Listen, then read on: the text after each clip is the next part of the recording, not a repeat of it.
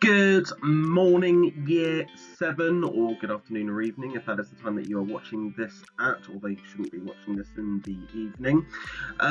Today we are looking at the question of why did Elizabeth I execute Mary Queen of Scots? And we have 3 objectives. Describe who Mary Queen of Scots was, explain how she posed a threat to Elizabeth, and evaluate why Elizabeth I had her executed. Now, quickly, some information about Mary Queen of Scots, and there are 3 things that I want you to just think about for a moment when it comes to Mary's background. First of all, she was the Queen of Scotland, okay, England's neighbour, haven't always gotten on so well back in that era. She was also related to Elizabeth. In fact, they were cousins. Okay, so another important thing to note. And finally, she's a Catholic. Okay, so just have to think about that at this stage. Then what I want you to do is have a quick watch of this movie trailer about the life of Mary Queen of Scots. It came out a few years ago. Excuse the historically inaccurate accent. Mary Queen of Scots would have almost certainly had a French accent, considering she was brought up there. But I want you to focus on how the filmmakers in this case have portrayed the relationship between Elizabeth I and Mary Queen of Scots. Okay, and just write down some bullet pointed notes. Pause the video here if you need to, and then watch that. And then we come back to the key descriptions of Mary's background and tie it into that question of why she actually posed a threat to Elizabeth. Now, number 1 is fairly innocuous, but her being the Queen of Scotland. All that meant was that she was an existing ruler, and yes, she's fairly powerful in her own right. But these next 2 are the really important ones. Firstly, she was Elizabeth's cousin, as I said, which meant that she actually has a claim to the throne of England. In fact, because at this point, Elizabeth, famously never getting married, had no children of her own. So, if Elizabeth dies, then guess who's going to become the new Queen of England? It would, by the line of succession, be Mary Queen of Scots. Head scratcher. And then we add this into the equation, the fact that she's Catholic. Think about this for a moment. Mary Catholic, Elizabeth Protestant. England is in the midst of this big change in its religion. Elizabeth has come in with these Protestant reforms and has made a lot of headway, and a lot of people in England would identify themselves as being Protestant at this point. But there is still a very significant, loud and powerful minority of Catholics living within England at the time. So why does that mean she poses a threat? Well, it ties into the religious debate.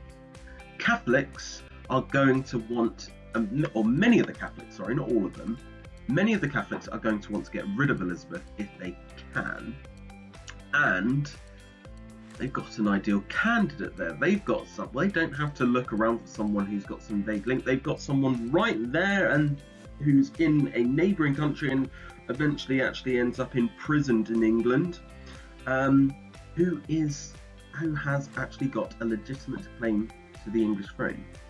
Bit of a head scratcher, isn't it? Now, to expand on that, I want you to read this article on Mary Queen of Scots, the threat she posed, the key facts about her, and why Elizabeth decided to order her execution. And then I want you to just write down 3 reasons for why Elizabeth decided to pursue this path using that resource. Then we are going to put you into the position of actually being a judge. Isn't that exciting?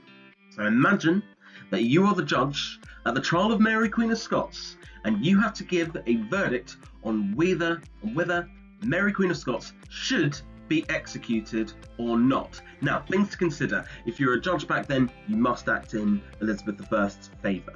This isn't the days of today where we are supposed to have an independent judiciary. you really are heavily influenced by Elizabeth's interests. You want to consider how much of a threat she poses to both Elizabeth's safety and her grip on the crown. And consider this: what would happen if she gets executed? How might English Catholics respond? Are they going to be happy that their champion, for some of them, has just had her head chopped off?